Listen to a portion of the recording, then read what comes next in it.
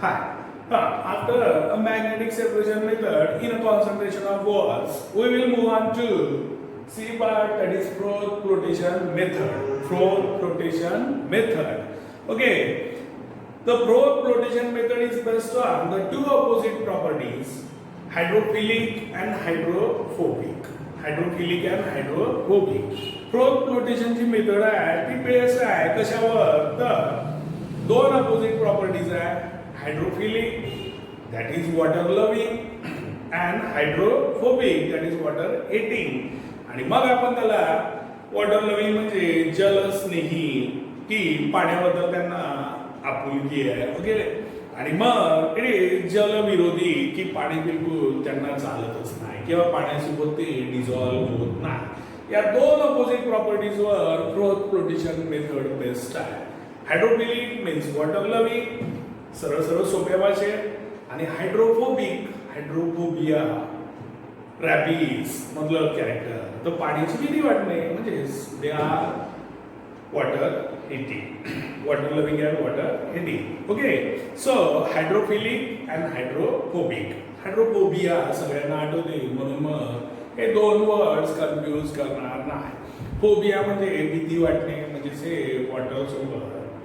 Hate करेल म्हणजे वॉटरमध्ये dissolve होणार नाही किंवा वॉटरला रिपेल करेल जे काही असेल तर ते बघू आपण ऑफ द पार्टिकल्स आणि मग जो पार्टिकल्स आहे whether it is water loving or water heating. Water loving means hydrophilic and it is water heating means hydrophobic.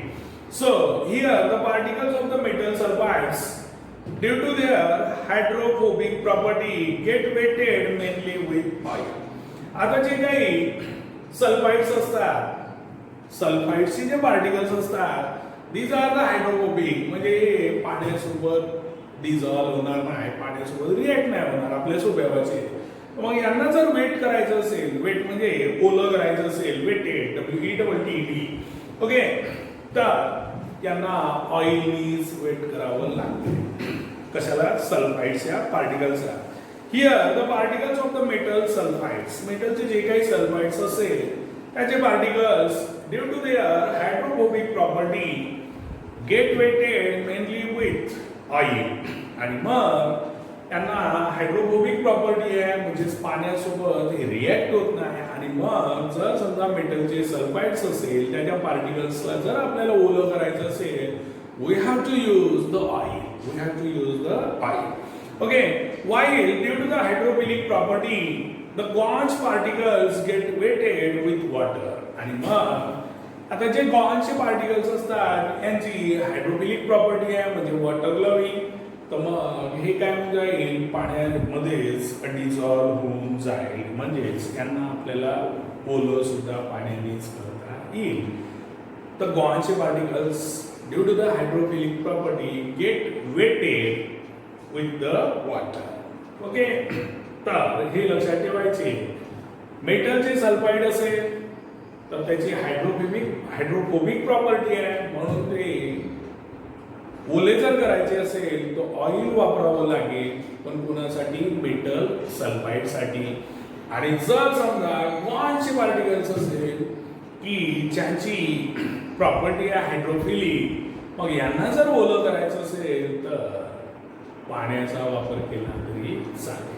आणि मग आता पाहून घ्या किती सोपं आहे जर समजा मेटलचं सल्फाइड्स आहे तर ऑइल आणि वॉटर ओके वॉटर सोबत गॉज पार्टिकल्स वेटेड होईल म्हणजे डिझॉल्व्ह होईल त्याच्यामध्ये आणि मग पाण्यासोबत त्यांना आपल्याला सेपरेट पण करता येईल तर ते आपण बघू सविस्तर पण तुम्हाला समजलं असेल hydrophilic and hydrophobic property okay मग by using these properties certain sources are concentrated by Froth flotation method आणि ही प्रॉपर्टी हायड्रोफिलिक अँड हायड्रोफोबिक या प्रॉपर्टीचा वापर करून आपण विशिष्ट असे मेटल फ्रोथ फ्लोटेशन मेथडनी सेपरेट करू शकतो so this is regarding the froth flotation method the experiment is shown on the next page internet is my friend so it is for you then we will see the Froth flotation method. The आता बघा याच्यामध्ये ऍजिटेटर दाखवलेलं आहे. ऍजिटेटर म्हणजे ढवळणी, की जसं चमचा फिरवतो तसं त्याच्यामध्ये ऍजिटेटरचा वापर केला जाईल. ओके. आणि मग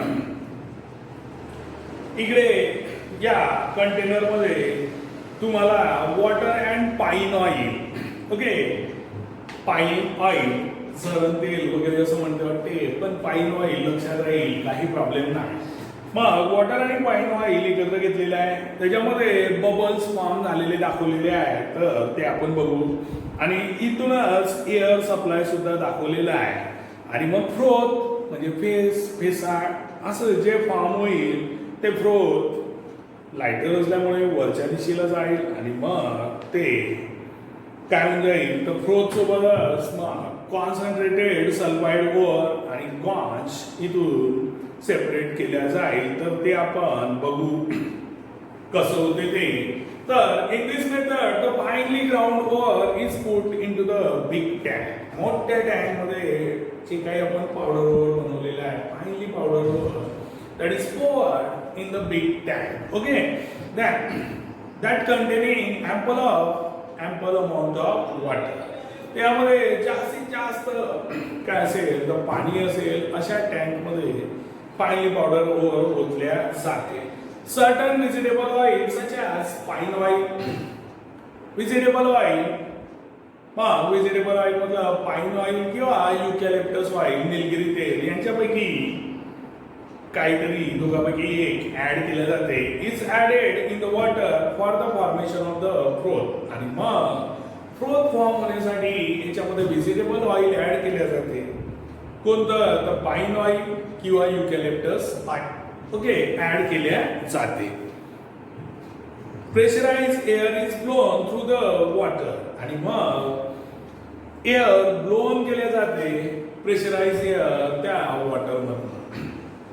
आणि ते कशासाठी तर काय होऊन जाईल मग त्याच्यामुळे एअर आहे, नंतर ऍजिटेटरचा वापर केला तर bubble will be form. Okay, so there is an agitator rotating around its axis in the centre of the flotation tank. आणि मग बरोबर सेंटर मध्ये जो टँकचा जो सेंटर आहे तिथेच रोटेटिंग आणि रोटेटिंग वाला ऍजिटेटर तिथे ठेवलेल्या सेंटर मध्ये बरोबर around the axis. Okay, so there is an agitator rotating around its axis in the centre of the flotation tank.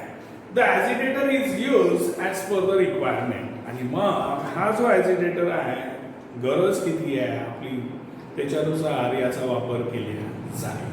म्हणजे आता बघा मोठं टँक, ओके, त्याच्यामध्ये भरपूर पाणी होतं, त्याच्यामध्ये आपण फाइनली पावडर ओव्हर टाकला, पोर्ड केला. ओके, मग त्याच्यामध्ये आपण व्हेजिटेबल ऑइल, पाईन ऑइल किंवा युकॅलिप्टस ऑइल ऍड केलं.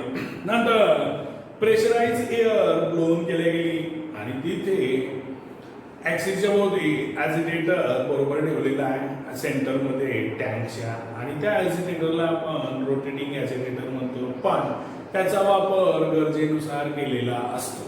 Okay, the agitator is used as per the requirement. The bubbles are formed due to the blown air. G blown air गेलेली आहे त्याच्यामुळे आपल्याला तिथं बबल्स फॉर्म झालेले दिसेल. बबल्स फॉर्म झालेले दिसेल कशामुळे? Due to the flown air, sorry blown air, blow केलेली air. Okay, due to the agitation a foam is form. आता एजिटेशन ऍजिटेटरला आपण रोटेट केल्यामुळे due to the agitation a foam is form. Foam is form आणि कशापासून तर from oil. Okay, what we have added water is there already and the air bubbles together. Air bubbles कशामुळे form झाले तर air blown केल्यामुळे. Okay, water होतंच तिथं आणि आपण ऑइल ऍड केलं होतं. ऑइल, वॉटर आणि बबल्समुळे तिथे काय झालं फोम फॉर्म झालं. सो ड्यू टू आणि कशामुळे हे सगळे आहेच पण त्याच्यामध्ये ऍजिटेशन पण आहे. म्हणून due to the agitation a foam is form from the oil, water and air bubbles together due to the agitating. आणि मग ते ढवळणी केल्यामुळे तिथे फोम फॉर्म झालं. ओके, फेज फॉर्म झाला. This foam rises to the surface of water and floats. आणि मग हा फोम सरफेस ऑफ वॉटर वर रायसेस होईल, वर जाईल आणि मग तिथे काय होईल, फ्लोट होईल, तरंगत असेल. That is why this method is called the froth flotation process. आणि म्हणूनच याला froth flotation process असं म्हणतात. कारण फ्रोथ फॉर्म झाला, फोम फॉर्म झाला आणि तो कुठे आहे, तो फ्लोटिंग आहे सरफेसवर. ओके, मग particles of certain sulfides are float with the foam on water as they preferentially get wetted by the eye.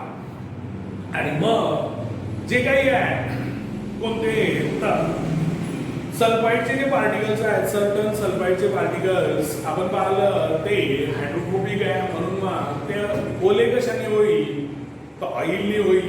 Okay, ऑइलनी ओले झाले आणि मग ते काय होईल, तर float with the foam, foam सोबत फ्लोट होईल. कारण ऑइल जो आहे, तर ऑइल काय असते, तो वरच्या भागात पाण्याच्या वरच्या स्लेअरवर असते, म्हणून मग तिथं त्याचे सर्टन सल्फाइड्सचे और also float with the foam on water as they preferentially get wetted by the oil.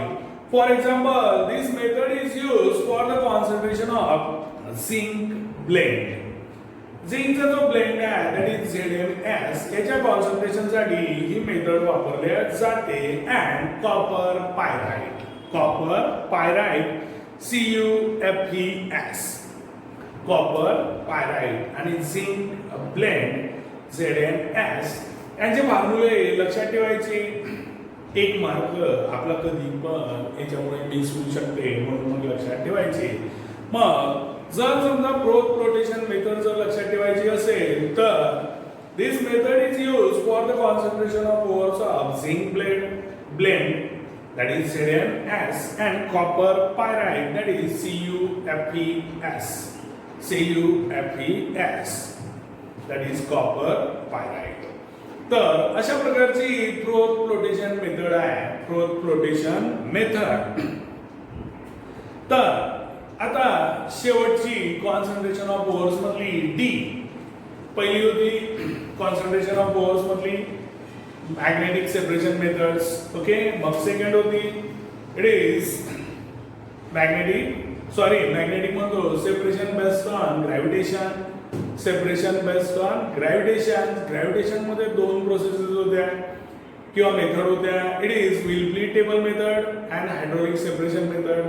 That is under the separation based on gravitation. Then magnetic separation method, another one, that is B.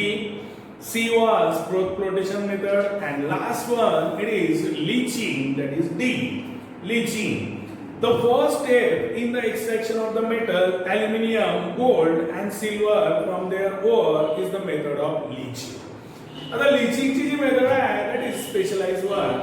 Aluminium, gold आणि silver यांचं जर extraction करायचं असेल तर तिथे लिचिंगचीच method वापरावी लागते. आणि आपण पाहिलं की फ्रोथ फ्लोटेशन मेथड किंवा मॅग्नेटिक सेपरेशन मेथड मध्ये वेगवेगळे आपण डिस्कस केलेले आहे. तर असंच इथे लक्षात ठेवायचं, ॲल्युमिनियम, गोल्ड आणि सिल्वर यांना जर एक्सट्रॅक्ट करायचं असेल तर आपल्याला पहिली मेथड कोणती वापरावी लागेल, that is a leaching for the concentration of the ores. Okay, so the first step in the extraction of the metals aluminium, gold and silver from their ore is the method of leaching. In this method the ore is soaked in a certain solution for a long time.